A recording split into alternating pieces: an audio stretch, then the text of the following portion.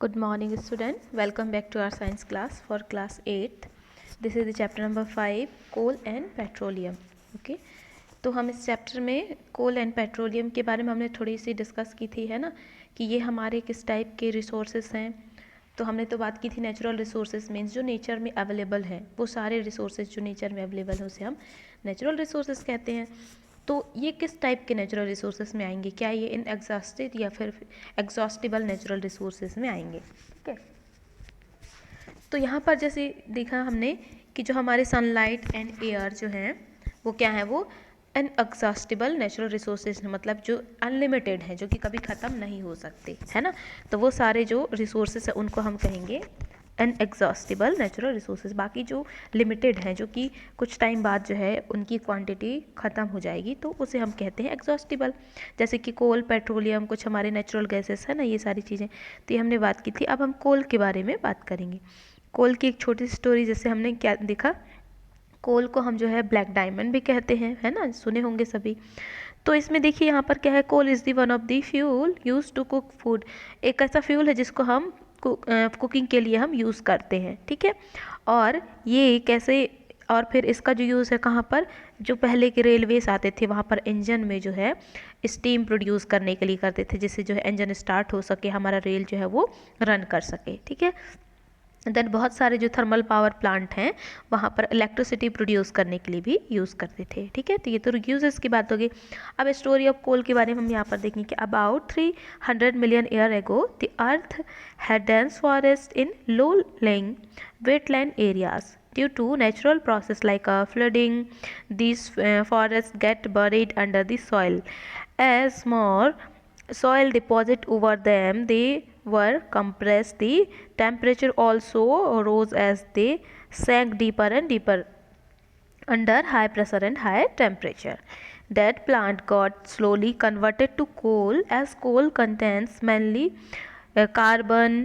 As a slow process of conversion of dead vegetation into coal is called carbonization. ठीक है, carbonization. And since it was formed from the remain of vegetations, okay, so coal is also called a fossil fuel. ठीक है, तो देखो ये story क्या है, about 300 million मतलब कि 300 लाख पुराने पहले की बात है यहाँ पर. तो उस समय पहले क्या हुआ था कि हमारे अर्थ में जो है बहुत सारे डेंस फॉरेस्ट, मतलब घने जंगल थे, और फिर वेटलैंड भी थे वहाँ पर, जो कि कहाँ पर, जो वेटलैंड गीले जगह थे, है ना, वहाँ पर थे. तो कुछ ऐसी नेचुरल प्रोसेस हुई थी, नेचुरल डिजास्टर हुआ था, जैसे कि फ्लडिंग हुई थी, जिसकी वजह से वो सारे फॉरेस्ट जो है बरीड हो गए, मतलब ढक गए, कहाँ पर, अंडर सॉइल, सॉइल से ढक गए. और जैसे ही ढके तो उनके ऊपर जो है सॉइल की एक लेयर बनती गई. ठीक है, तो इस लेयर बनने की वजह से उसके अंदर जो है वो कम्प्लीटली कंप्रेस हो गए, और वहाँ पर हाई प्रेशर आ गया, हाई टेम्परेचर बढ़ गया वहाँ, एंड हाई प्रेशर आ गया, जिसकी वजह से वो सारे जो डेड प्लांट हैं वो किस में कन्वर्ट हो गए कोल में, है ना. तो कोल में कन्वर्ट हुए. अब जैसे ही कोल जो है कन्वर्ट हुआ, तो as a coal contain mainly carbon and the slow process of conversion of dead vegetation into coal. तो देखो कोल जो है क्या कंटेन करता है, कार्बन, एंड कोल बनने की जो प्रोसेस है वो बहुत ही स्लो प्रोसेस है. तो इस प्रोसेस को हम क्या कहते हैं, कार्बोनाइजेशन, है ना. तो ये बात हो गई.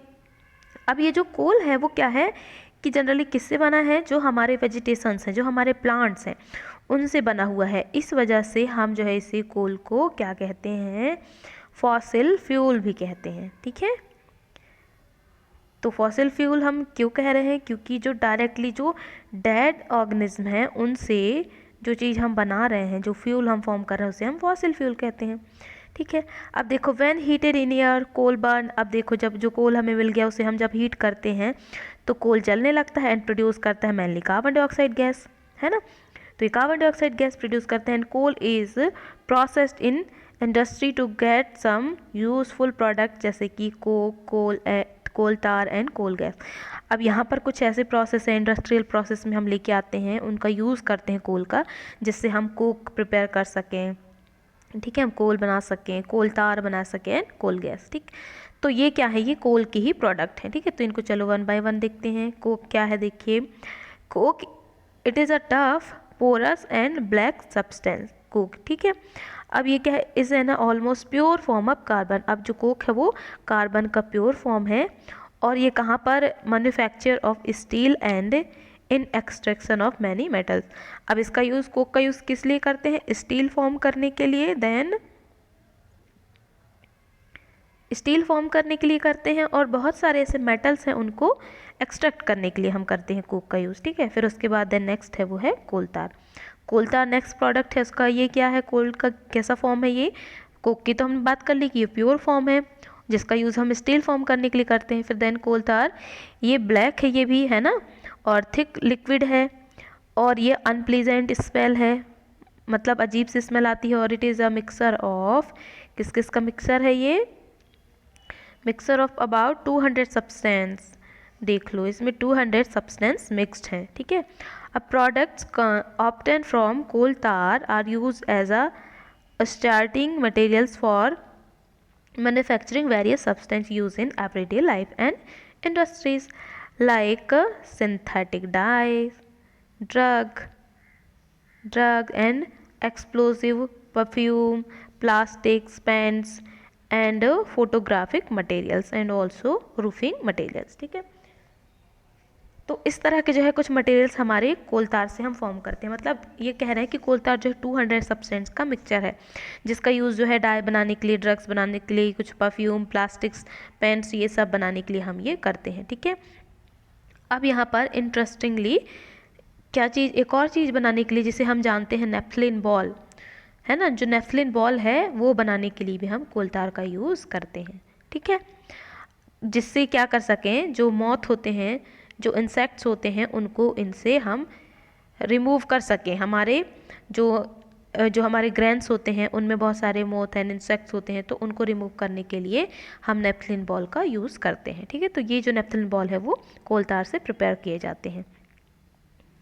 अब देखो यहाँ पर एक चीज़ और बताई है कि these days bitumen, a petroleum product, is used in place of coal tar for metalling the road। अब देखो पहले क्या था, कोल तार का जो यूज़ है, जैसे आप देखे होंगे जो रोड होते हैं उनको बनाने के लिए करते थे, बट अब जो है क्या है, अब कोल तार की जगह पर बिटुमेन एक प्रोडक्ट है जिसका यूज़ करते हैं रोड प्रिपेयर करने के लिए, ठीक है। तो ये भी बात हो गई। फिर उसके बाद नेक्स्ट है coal gas, next product, third product. तो coal gas is obtain during the processing of coal to get coke. जब हम कोक बनाते हैं तो उसी टाइम पर जो कोल गैस बनती है, ठीक है। तो इसका यूज़ कहाँ पर करते हैं, तो देखिए सबसे पहले यहाँ पर कह रहे हैं कि coal gas was use for street lighting for the first time. कहाँ पर यूज़ हुआ था कोल गैस का यूज़, स्ट्रीट लाइटिंग के लिए करते हैं, तो कहाँ पर फर्स्ट टाइम यूज़ हुआ था वो लंदन में, कब, इन 1810, है ना, एंड न्यूयॉर्क में अराउंड 1820 के आसपास, ठीक है। तो लेकिन अब जो है पहले इस टाइम, मतलब सबसे पहले जो है कोल गैस का यूज़ स्ट्रीट लाइट के लिए लंदन में किया गया था 1810 में, फिर उसके बाद न्यूयॉर्क में 1820 में, ठीक है। लेकिन अब जो कुछ समय ऐसे बीत गए हैं जिसके बाद अब हम इनका यूज़ कर रहे हैं, मतलब ये एज अ हीट, है ना, हम कोल गैस का यूज़ करते हैं, ठीक है। तो अब हम यहाँ देखते हैं कि जो हमारा कोल गैस है वो कैसे ऑब्टेन हुआ है एज अ फ्यूल, मतलब इसको जो है हम जब कोक प्रिपेयर करते हैं तो कोल गैस वहाँ पर रिलीज़ होती है, जिसका भी यूज़ है, जो हमने आपको बताया कि स्ट्रीट लाइटिंग के लिए करते हैं, बट आप जो है अब हीट प्रोड्यूस करने के लिए करते हैं, ठीक है। फिर अब नेक्स्ट है हमारा पेट्रोलियम, ठीक है।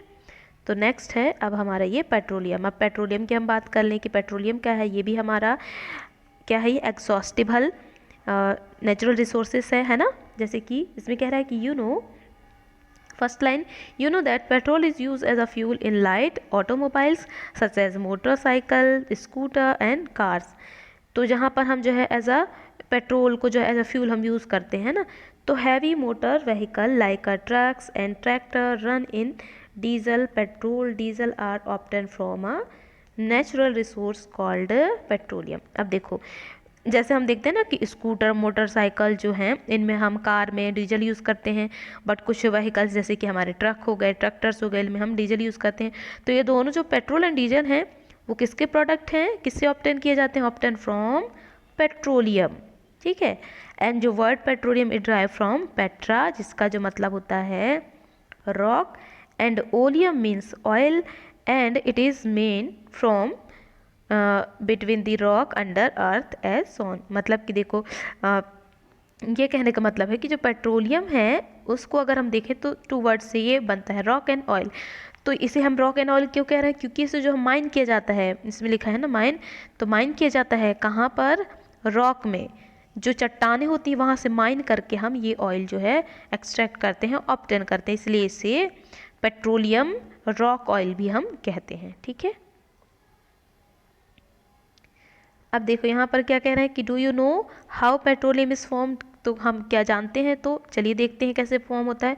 Petroleum was form from organism living in the sea. अब कैसे फॉर्म होता है? जो लिविंग ऑर्गेनिज्म जो सी में रहते हैं उनसे ये फॉर्म होता है। As this organism dead their bodies settle at the bottom of the sea and got covered with layer of sand and clay over millions of years. Absence of air, high temperature and high pressure then transform the dead organism into petroleum and natural gases. देखो जैसे हमने कोल की बात की थी कि जिस तरह से फॉरेस्ट जो हैं वो बरीड हो गए थे फ्लड की वजह से सॉइल में, और सॉइल की क्लियर बनती गई, फिर उसके बाद ये हाई टेम्परेचर हाई प्रेशर में कोल में कन्वर्ट हो गया। वैसे ही जो सी के लिविंग ऑर्गेनिज्म हैं वो जब सैंड एंड क्ले से कवर हो जाते हैं तो उसके बाद बहुत टाइम आफ्टर मिलियन ईयर्स के बाद ये जो है क्या है, वहाँ पर एयर भी नहीं रहता, हाई टेम्परेचर रहता है एंड हाई प्रेशर से ये ट्रांसफॉर्म हो जाते हैं इनटू पेट्रोलियम और जो हमारा नेचुरल गैस है उसमें। ठीक है, तो इस तरह से हमारा पेट्रोलियम फॉर्म होता है।